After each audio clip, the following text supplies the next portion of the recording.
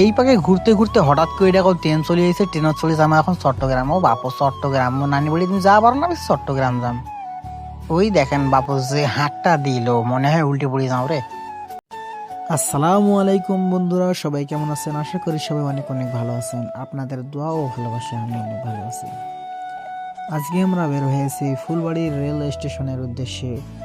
ভাবলাম এই ছোট্ট ভ্রমণটা তোমাদের সাথেও শেয়ার করি। দেখতে পাচ্ছ চারপাশে কি শান্ত পরিবেশ, হালকা বাতাস বইছে, রোদটা খুব কমল। গ্রামের ওয়েদার সবসময় মানুষের অন্যরকম একটা শান্তি দেয়।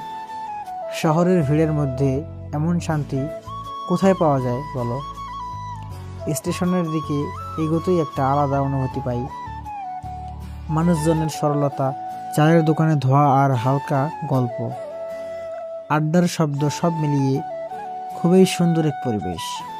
আজকের আবহাওয়াও বেশ ভালো, চারপাশে একটু যেন ঠান্ডা বাতাস, মনে হয় দীর্ঘ শ্বাস ফেলে আরাম করে কেটে যায়। এদিকে সবাই অপেক্ষা করছে ট্রেন আসার জন্য। কিছুক্ষণের মধ্যেই ট্রেন ঢুকবে স্টেশনে। হঠাৎই শুনতে পাওয়া গেল ট্রেনের হর্ন। এই পাকে ঘুরতে ঘুরতে হঠাৎ করে দেখো ট্রেন চলে এসেছে, ট্রেনত চলে যাবো এখন চট্টগ্রাম। ও বাপু চট্টগ্রাম, ও নানি বলি তুমি যা পারো না, আমি চট্টগ্রাম যাম। ওই দেখেন বাপু যে হাতটা দিল, মনে হয় উল্টে পড়ে যাও রে। বিশাল বড় ট্রেন, ট্রেনের যা সাইজ। এই পাকা দোলন কষে চাচ্ছ, এই পাকা না ঘুরে মহিলাটা আসছে না, মহিলা আমার কি দেখো সোনা দানা নিয়ে যাচ্ছে নাকি? সোনা দানা নিয়ে সব চুরি করে নিনো হয়। হ্যাঁ, মগজেনে না। মনে হলো চলতি পথ যেন একটু বেশি জীবন্ত হয়ে উঠল। এই শব্দ, এই মুহূর্ত সব মিলিয়ে বেশ সুন্দর। ট্রেনের কামরাগুলো একের পর এক সামনের দিকে যাচ্ছে, আর মানুষজন নিজের গন্তব্যের দিকে প্রস্তুত হচ্ছেন। ফুলবাড়ি স্টেশন ছোট হলেও এর নিজের একটা আলাদা সৌন্দর্য আছে।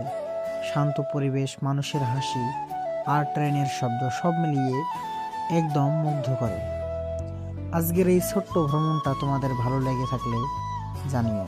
ইনশাল্লাহ সামনে আরও জায়গায় ঘুরবো আর তোমাদের সাথেও শেয়ার করব। তো এই পাকে ফেদলা পারতে পারতে এই পাকা দোলন গাড়ি নিয়ে এসে কত চাচ্ছু গাড়ি চড়ো, এখন বাড়ির জন্য মেলায় হয়েছে বক বক করা তোমার। ধন্যবাদ সবাইকে।